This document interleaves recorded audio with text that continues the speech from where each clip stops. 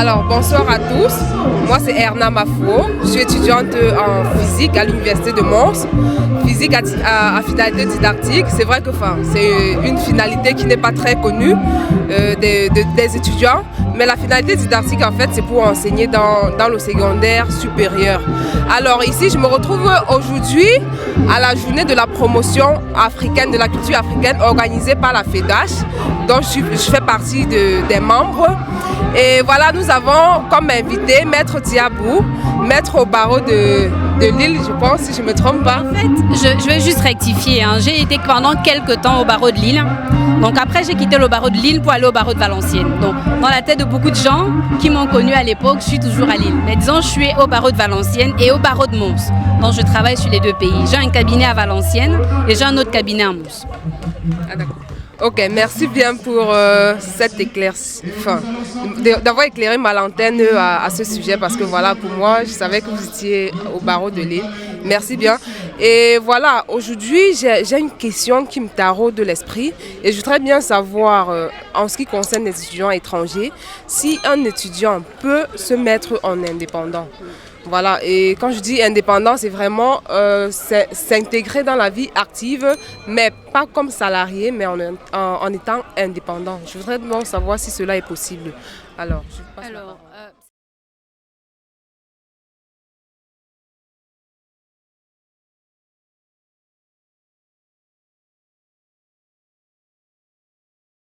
C'est vrai que pour les étudiants, on va dire hors Union européenne, on complique toujours tout en Belgique. Enfin, on va dire on complique toujours beaucoup de choses, mais rien n'interdit à un étudiant étranger d'entreprendre. Alors la seule chose principale qu'il faut essayer d'avoir, c'est d'abord la carte professionnelle. Alors deux choses, il faut s'assurer également qu'on a un diplôme de gestion de base ou qu'on a eu des activités qui peuvent être assimilées aux compétences de gestion de base. Une fois qu'on a ces compétences-là, cette formation-là, qu'on peut même acquérir en promotion sociale, il n'est pas obligatoire d'aller dans une université pour l'acquérir. On peut clairement, les étudiants étrangers peuvent clairement entreprendre. D'ailleurs, j'ai dans mon portefeuille au cabinet divers étudiants étrangers qui se sont installés comme indépendants. Malheureusement, parfois, lorsqu'on va vers des institutions, on nous donne des réponses qui ne sont pas toujours adaptées au contexte. Au lieu de donner les éléments dont on pourrait avoir besoin, je ne sais pas, les documents qu'il faudrait produire, on dit simplement non, votre condition ne le permet pas. Mais dans la loi belge, rien n'interdit à un étudiant étranger de se mettre comme indépendant. C'est vrai que c'est difficile, mais ce n'est pas impossible. D'accord ? Il faut simplement se laisser accompagner par des personnes compétentes. Déjà, comme je l'ai dit tout à l'heure dans le propos liminaire que j'ai eu lors de ma prise de parole, il faut avoir un comptable.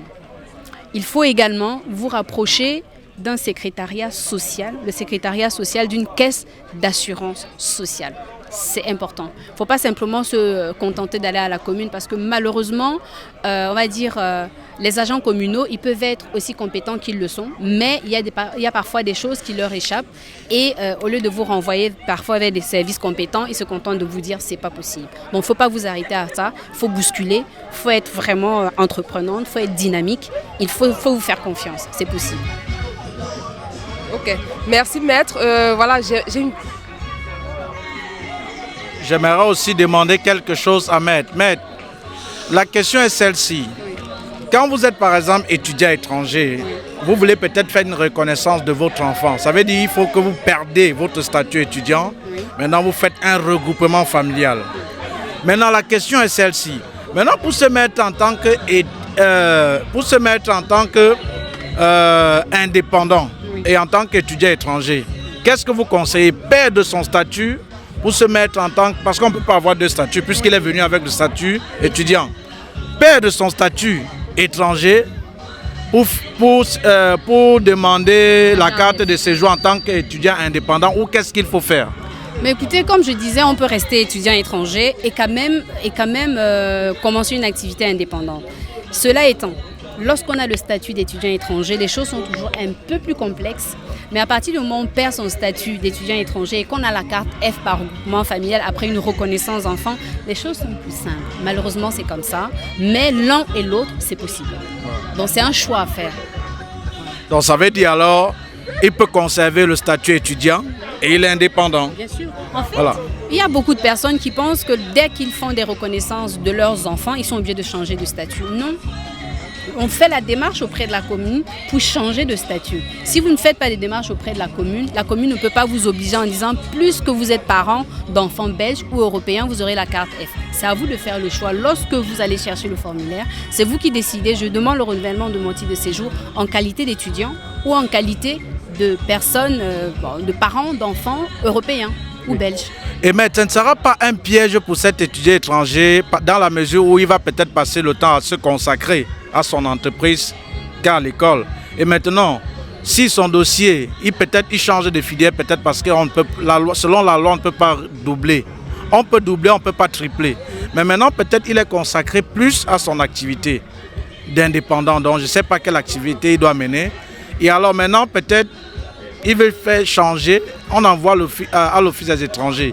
L'Office des étrangers ne peut pas prendre prétexte que tu travailles plus que tu ne fréquentes. Mais justement, le problème, c'est que lorsqu'on veut faire le renouvellement de son titre de séjour, l'Office des étrangers se rapproche de l'ONSS pour s'assurer que vous n'avez pas fait le temps de travail plus qu'il ne fallait, plus que ce qui est prévu par la loi. Mais évidemment, si on est étudiant étranger et qu'on dépassait le quota, on peut se voir refuser le renouvellement de son titre de séjour pour ça et même être poursuivi. Donc, si on sait qu'on a vraiment envie de devenir entrepreneur et qu'on veut se consacrer à ça, si on a fait une reconnaissance d'enfant qui a été actée, autant changer de statut, ça devient plus facile. Mais je parle en tant que changer de statut pour être indépendant. Mais le problème, c'est que quand, j'ai dit tout à l'heure, en fait, lorsque on est étudiant étranger et qu'on change de statut, ça prend un temps. C'est comme un statut mixte. Donc, on est indépendant. Ça dépend encore si on est indépendant à titre principal ou indépendant complémentaire. Donc, il y a autant d'éléments qu'il faut voir pour décider est-ce que je migre complètement vers l'entrepreneuriat. Et dans ce cas, on ne reste plus étudiant étranger. On essaie de changer sa carte puisque à ce moment-là, on a la carte professionnelle. Donc, on essaie de migrer complètement. Ça prend du temps. Ça demande beaucoup de paperasse, mais c'est possible. Oui, mais aussi, je tiens à rappeler selon ma petite expérience parce que le plus souvent, quand tu veux changer comme ça, ils vont te demander de rentrer, faire ta demande de visa à partir du pays. Et en ce moment, donc vous pouviez contourner. C'est pour ça que je vous ai dit, il y a beaucoup de paperasse. Il faut simplement être teigneux. Moi, c'est l'expression que j'utilise. Il faut être teigneux, courageux, dire je vais y arriver, je n'ai pas besoin forcément de... Ils vont forcément vous dire retournez, demandez, mais il faut être teigneux. Et vous allez prendre le risque, et vous croyez que l'étudiant doit prendre le risque de rentrer et faire... En tout cas, ce n'est pas un conseil que je donnerais à un étudiant. Voilà. Moi, clairement, en tant qu'avocat, je ne donnerais pas ce conseil-là à un étudiant. Voilà. Et je voudrais savoir... désolée, maître. Une dernière chose, s'il vous plaît, maître. Je voudrais juste savoir s'il est possible pour un étudiant d'entreprendre dans un domaine autre que celui dans lequel il suit ses études. C'est un peu plus complexe. Mais rien ne dit que lorsque vous voulez entreprendre, il faut absolument que vous soyez dans votre domaine. D'ailleurs, quand vous faites le job étudiant, on ne vous demande pas de faire le job étudiant dans votre domaine de compétences. Donc ça n'a vraiment rien à voir. Ouais. Je profite avant que maître...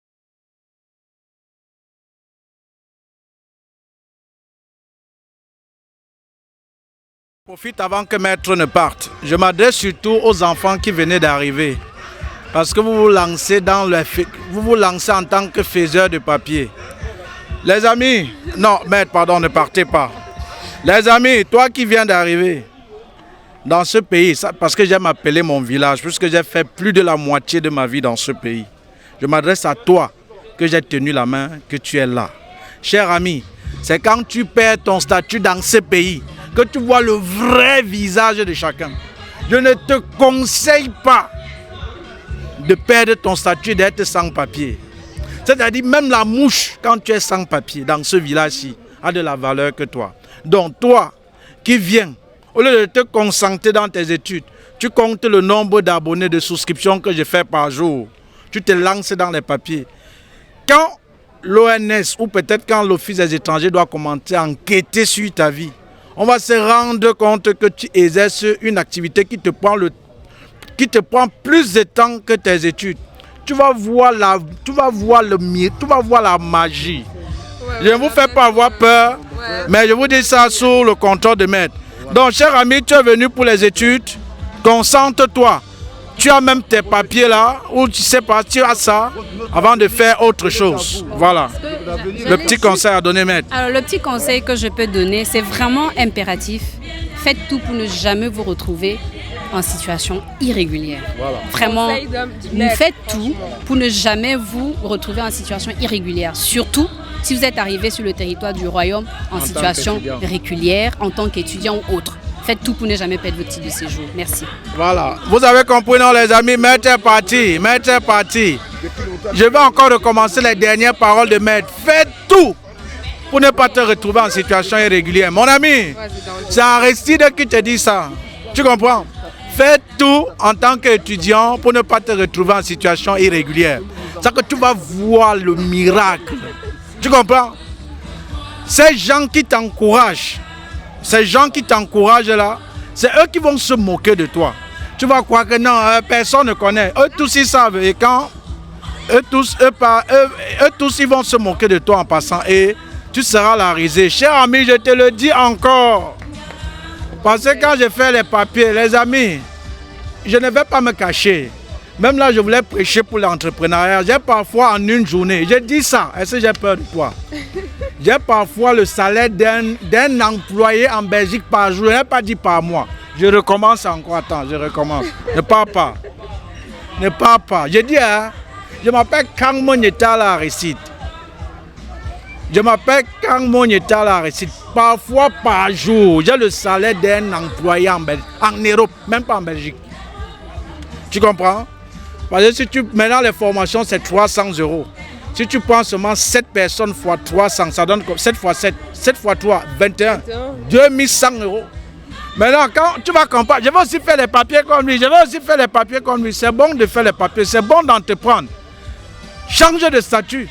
Ou soit indépendant, quelque chose qui ne sera pas facile. Ouais, le début, c'est pas... Ça ne sera pas facile. Et quand on dit paparazzi, un avocat, ne crois pas que tu vas aller la voir, tu vas donner 90 €, c'est fini. Hein? Voilà, merci la carte, maître me donne la carte. Ne crois pas que tu dois aller... Merci maître, merci maître. Ne crois pas que tu dois aller voir maître, tu vas payer 90 €, tu vas la fatiguer. Hein? Et les paparazzi qu'on te dit, parfois qu'elle va dire qu'elle va aller plaider pour toi au tribunal, mon ami, tu dois payer. Donc je vous redis encore, je ne vous effraie pas. Parce que pour la plupart d'entre vous maintenant, vous êtes mes ennemis. Mais ce que je te donne comme conseil gratuit, cher ami, avant de te lancer dans les papiers ou de te lancer à trop jobber, tu es en situation irrégulière dans ce village-ci. Tu vas confirmer que rien n'est rose, comme je te le dis là. Voilà. Donc faites attention. Voilà, qu'est-ce que tu as dit? Regarde la caméra, tu dis. Je vais parfois aussi l'inviter. Hein. Je ne sais pas aussi si c'est une faiseuse de papier. Merci. Non, pas du tout. Je suis pas... Bon, donne un conseil à ceux qui te suivent. Moi, tout ce que je peux donner comme conseil, c'est de se concentrer dans ses études. Et surtout, ici en Belgique, il n'y a pas qu'une seule filière. Parce qu'aujourd'hui, c'est devenu coutume. Genre, on sait tous de quoi je parle. C'est comme s'il y avait une seule filière. Mais vraiment, renseignez-vous par rapport aux filières. Il y a vraiment beaucoup de filières avec vraiment des opportunités. Voilà, c'est tout ce que je peux dire vraiment. Et merci à toi, Aristide, pour la couverture de l'événement. Et merci pour tes conseils, parce que moi, je te suis. Et vraiment, je trouve que tes conseils, moi, je les applique à la lettre. Vraiment, à la lettre. Donc, chers enfants, avant que je laisse encore partir, je vais encore recommencer. Chers petits frères, chères petites sœurs, chers petits frères, chère petite sœur, toi qui m'insultes, toi qui m'as fui, toi qui es mon ennemi, toi qui ne vas pas louper l'occasion pour m'exterminer, si Dieu permet, tant mieux. Petite sœur, fais tout pour ne jamais perdre ton statut étudiant. Tu vas devenir fou. Je ne peux pas commencer à les citer, ce serait comme si ils vont dire que mieux de toi. Faites tout pour ne jamais vous trouver en situation irrégulière. Avant de te lancer dans les papiers, avant de te lancer dans de jobber, sache que si ton dossier part à l'office des étrangers, parce que peut-être on s'est rendu compte que tu ne jobs plus que tu travailles, petit frère, tu vas voir la vraie face des gens ici. Et un sans-papier en Europe, pas forcément en Belgique, la mouche a de la valeur que cette personne-là. Je te le dis. Je ne sais pas comment te le dire. Donc, sur ce, beaucoup de courage. Et Aristide qui t'a tenu la main, tu es venu. et que tu cherches maintenant à trouver une occasion pour l'exterminer, c'est ce même Aristide qui va te tenir la main pour que tu réussisses. Je suis convaincu de cela. Voilà, j'ai été aussi étudiant, mais quand j'ai vu mon chemin, mes amis, je n'ai plus attendu. Je me suis lancé. Et voilà pourquoi je suis là aujourd'hui. Merci. Ton prénom? Erna. Erna. Tu es de FEDACH? Oui, je suis de la FEDACH, je suis membre de la FEDACH et dans la FEDACH, je coordonne beaucoup plus le projet de remédiation scolaire. Et voilà, j'en profite aussi pour souligner par rapport à moi. Moi, je fais aussi des cours de remédiation scolaire en maths et en physique. Wow. Je me déplace à domicile. Donc, si jamais vous avez des enfants, des frères, des cousins qui ont des soucis de des soucis en mathématiques, physique, ça, vous pouvez me contacter au 0467 73 95 69. Je reprends le 0467 73 95 69. Voilà, je me déplace à domicile et pas que ces enfants-là qui ont des soucis, mais aussi pour que l'enfant ait un bon niveau parce qu'on a aussi envie d'avoir des médecins dans notre communauté. Moi, aujourd'hui, quand j'arrive quelque part et que je me rends compte que voilà, j'ai affaire à un médecin camerounais ou à un personnel qui est camerounais, je suis beaucoup plus à l'aise et beaucoup plus aisée. Ça me galvanise beaucoup plus et j'aimerais bien les encadrer aussi dans ce chemin-là. Voilà. Sur ce, merci. Voilà, quand je vais monter la vidéo, je vais mettre ton contact et je suis convaincu à 10 millions de % que tu auras des personnes qui vont te contacter. Merci de te prêter à ce jeu. Merci bien. Merci à vous. Ciao, ciao.